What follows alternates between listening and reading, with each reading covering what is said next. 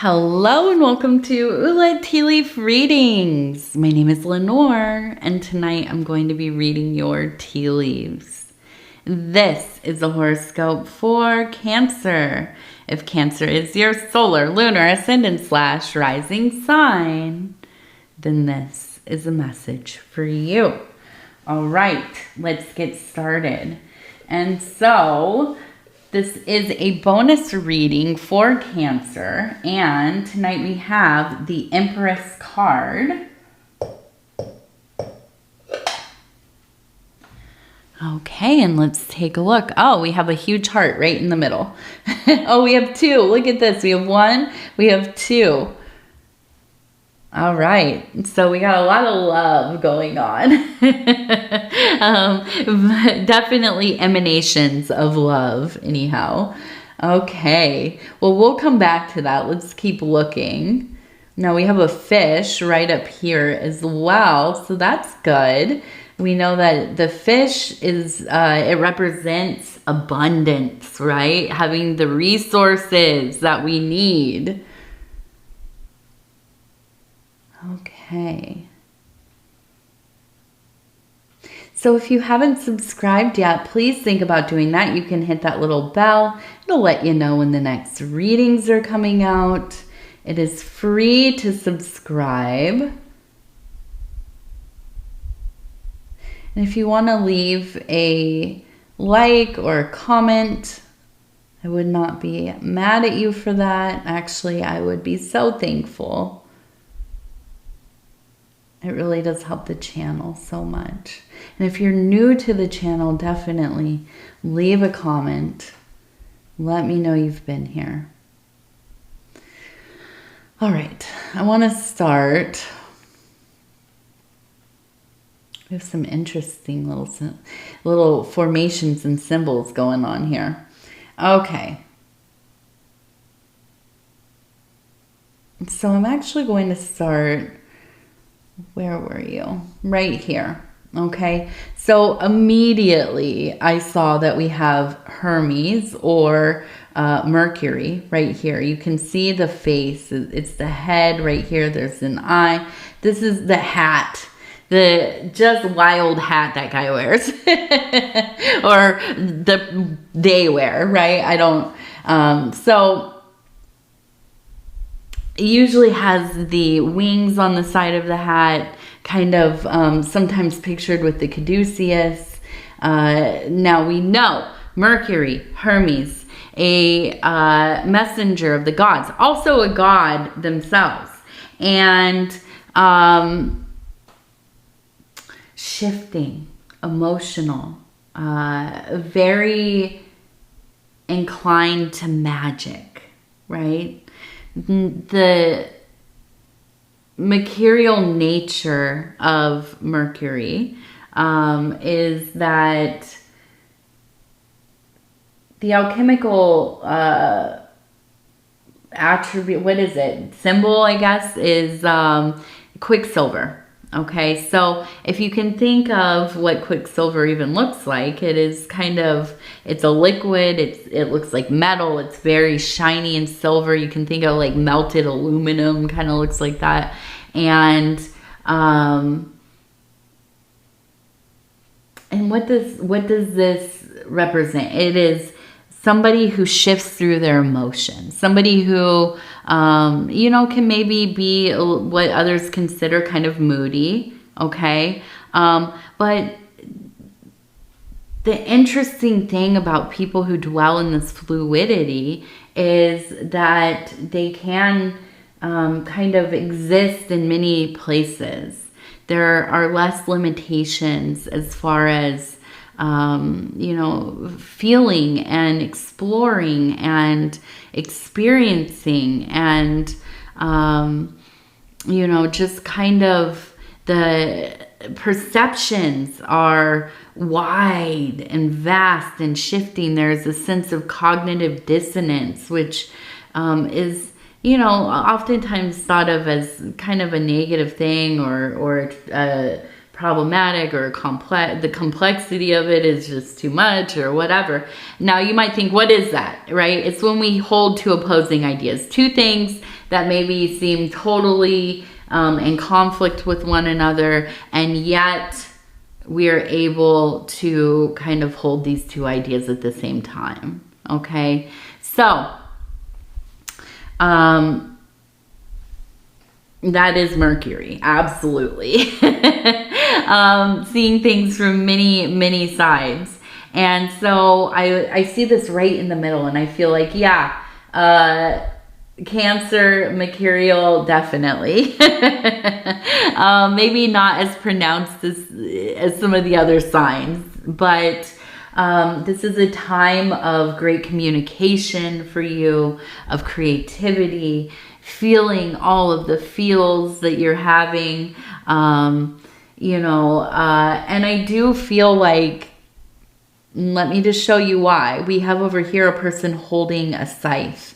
Okay, so usually pictured with maybe like Demeter, these harvest gods and goddesses, but also Kronos, right? Which is also Saturn, traditionally a harvest god, and the god of time, okay? Also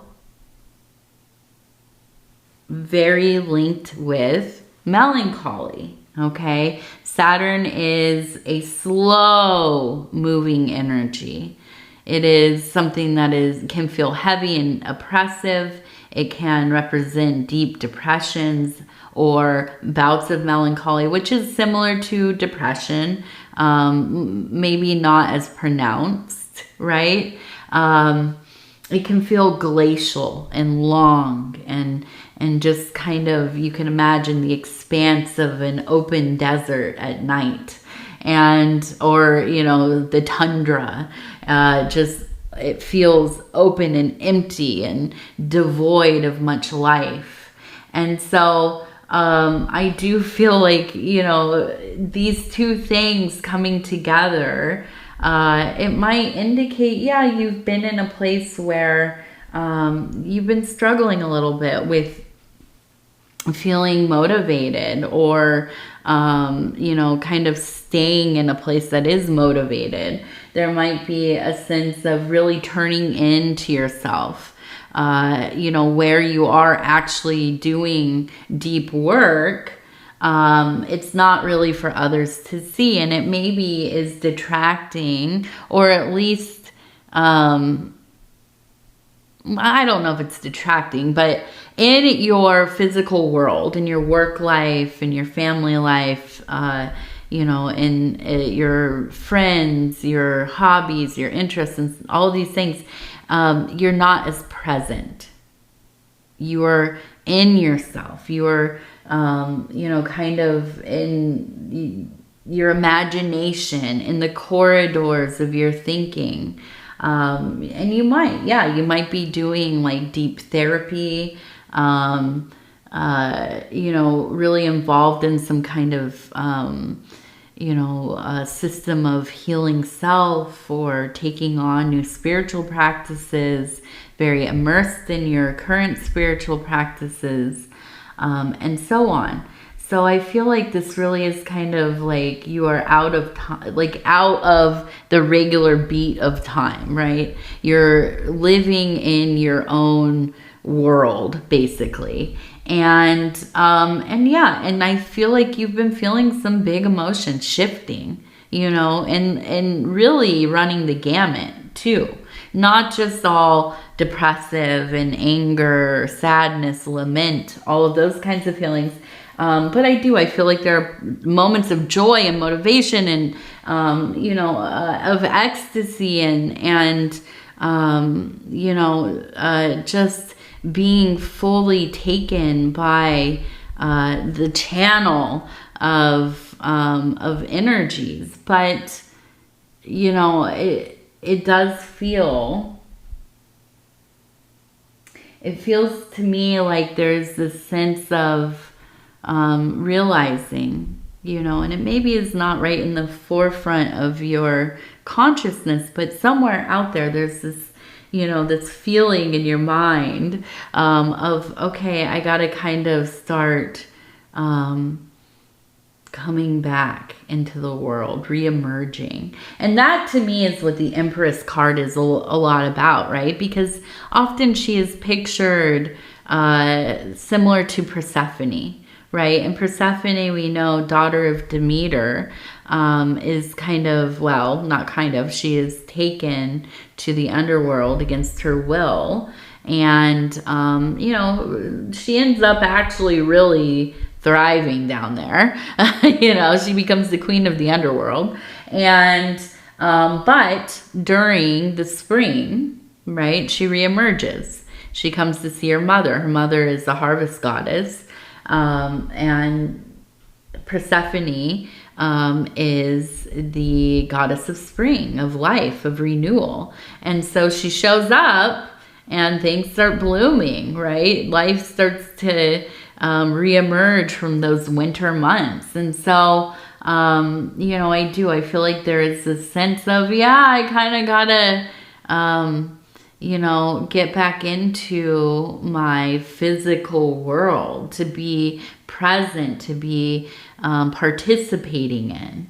And so I think that this is kind of that drawing you out of yourself. Now we also have, it looks like the what are those firebirds called? The phoenix, right? We have the phoenix kind of rising. Now, I don't feel like you've been in ashes, maybe, something cataclysmic has happened in your life and you are reemerging from that. Now, it could be, a tower moment come and pass and you have been refortifying yourself so that you may rise once more. But I do feel like generally this is kind of your calling out back into the day side, where you've maybe been dwelling in those dark kind of evening hours, late at night, 3 o'clock in the morning, kind of deep in your thoughts, maybe even going through little bouts of insomnia. And so, yes, I feel the calling of your spirit back out into the light, back into those more, what's the word? Maybe kind of illuminated hours of the day.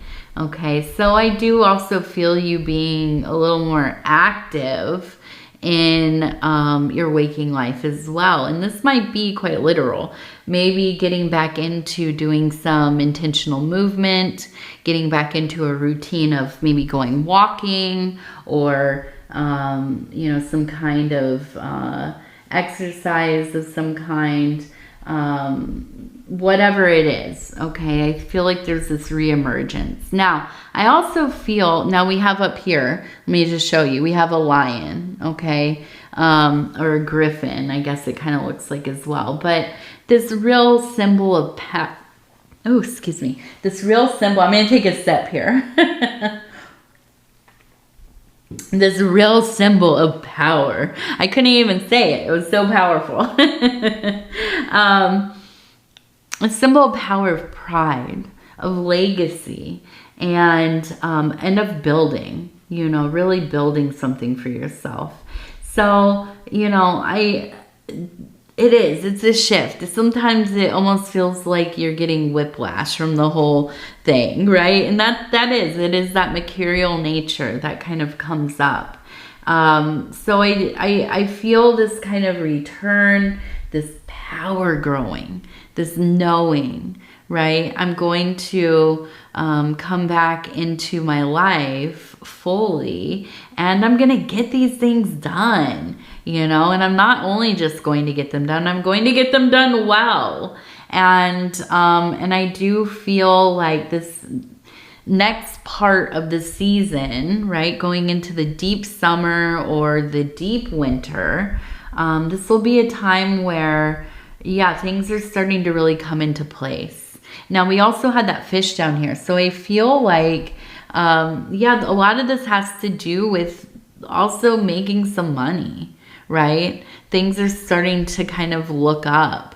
And I feel you really getting excited about that. You know, I don't often think of like a Cancer person as somebody very motivated by money, but the reality is when you are doing something that you don't mind doing, your work isn't something you totally despise, you know, to be doing well at that, and then also there's like money coming in, it feels pretty good, right? And I feel like this is energizing you on some level, right? It's not the whole deal, but it is definitely something we can't ignore, okay? Now, here's the big thing, love, okay? I feel like you have either a partner or a beloved, somebody maybe from the past, maybe somebody you're with now, but I do absolutely feel that this love helps sustain you. And now maybe it's not about the love of the person that they, you know, they're giving you the love and that's filling you up and making your life better. Maybe it's not exactly that, but I think it is the act of love and being in love for you. You know, I think Cancer people, you all kind of get a rap of being unemotional, or at least hiding your emotions, letting them build up until you kind of blow your top a little bit, and then you're back to being a little more stoic once again. But listen, nobody is as romantic, especially in those deep wells of being, right? In those, I mean, just the poets, you know, are all the poets Cancers? They might be. You know, classical composers, are they all Cancers? They might be. The way that you love is, there's nothing that can diminish it. It is one of the great qualities that you, I mean, the greatest qualities you have. Your capacity to love is just astounding. You are so loyal to that love. You live and dwell in that love. You absolutely are devoted, right? And so this could all, you know, it could be amorous love, absolutely. But it is also, I want to note this because I do feel like in this situation, this is probably more of a romantic love, a partnership, you know, somebody who you build a life with, somebody who you want to get old with, kind of thing.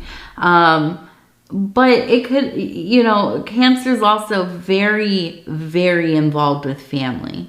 The love there, when your energy is returned by the person you are close with, that bond is unbreakable. You know, if that's like a brother, a sister, one of your children, or all of your children, a parent. Now, if they do not honor your love and respect you and, you know, really engage with you in some way, you know, that is meaningful, then yeah, of course you care and love about the person, but there's not that like undying loyalty there, you know. And I think there's plenty of people in your life like, yeah, you know, that's my dad and I care about him, I love him, but we're not really that close, right?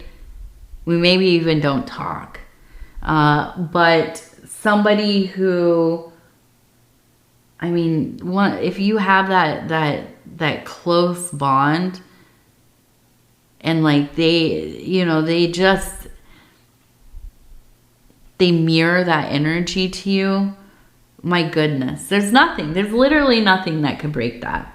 So I feel like these two things, and maybe a romantic love, maybe also the family love there, this is all that matters at the end of the day for you. This is the ultimate thing. And so you know, it's beautiful. And this looks like a dervish down here. So that all checks out to me. You know, the whirling dervish. If you've never seen that, what it is, you can go look up the paintings, the pictures. There's beautiful pictures. These are the Sufi, right? And they are called the dervish, and they dance and they dance. And it is symbolic of agape, their love for God, and or Allah in this case. And so a beautiful, beautiful imagery, beautiful ritual, ceremony of dance. And also some of the best poetry in the world. Let me just tell you, some of the best poetry in the world.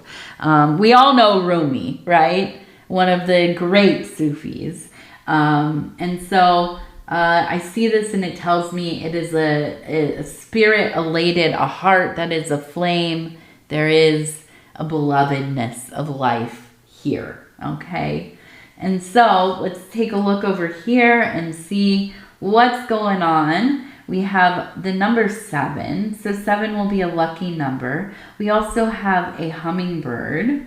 So I do feel as you are emerging from your kind of little cave of rejuvenation, of recharge, of, you know, really being in there deeply in self and introspection and, you know, maybe some obsession, a little bit of rumination, sprinkle on some rumination. As you emerge from that, yeah, you get real busy, right? Busy, busy, busy, doing lots of things. Very focused. This is the best place for a Cancer to be, right? Cancer people, you are really good at finding something that you love and sticking to it, right? If it's a hobby, a video game, a book, you know, I don't know, like maybe you're really into running or cooking or, you know, whatever it is. That is where your mind will go to over and over again. And you will do all the things you need to do to help support that life or that you know, activity. You know, getting all your stuff done so you have time to go and read your book and immerse yourself in it. So I feel like there is really this sense of hyper focus, but also multitasking, getting lots of things done. We also have an H. Okay, so an H for a letter. We have a chicken. We have an illuminating light. So we have something about the mother here. Mother hen. I feel like there's some kind of message. I wonder if mom is still around, but it's almost like getting a phone call or a text. We need to talk about something. So there will be something coming through here. I don't know that it'll be difficult, but I don't know that it will be easy either. It seems important. So, you know, prepare yourself for that. And if mom is somebody who is kind of avoidant, I would reach out. I think that's, you know, maybe this is something where you need to kind of facilitate the conversation. So, yes, definitely make sure that happens. And it does. I just feel like there's just kind of, it's not like overly joyous here, but just feeling good about what you're doing. Not bad. It just feels pretty dang good. Okay. All right, let's go ahead. We're going to take a look at our divine doors, and I'm just going to go ahead and flip through. I got to stop where it feels right. I have to stop where it feels right. No, I'm going to. I don't remember this one. It's pretty, though. I like that. The light coming in. I'm a real sucker for light shining down like that. Okay, it says, a cure for longing. Love is happiness, a spark inside. Live deliberately and choose boldly. Then you have arrived. And then you have arrived. All right. Okay, Cancer, I'm going to go ahead and tell you I love you because I do. And I thank you so much for spending this time with me. It is always such an honor to be able to bring these messages to you. And if you would be so kind as to like the video, it really does help the channel. And if you have not subscribed yet, please think about doing that. You can hit that little bell. It'll let you know when the next readings are coming out. It is free to subscribe. And if you'd like to leave a comment, please do. I would love to hear from you, especially if you are new to the channel. Let me know. Shout it out in the comments. And yeah, other than that, I will say again, I love you, I love you, I love you. Take care of yourself, and we will talk real soon. Good night.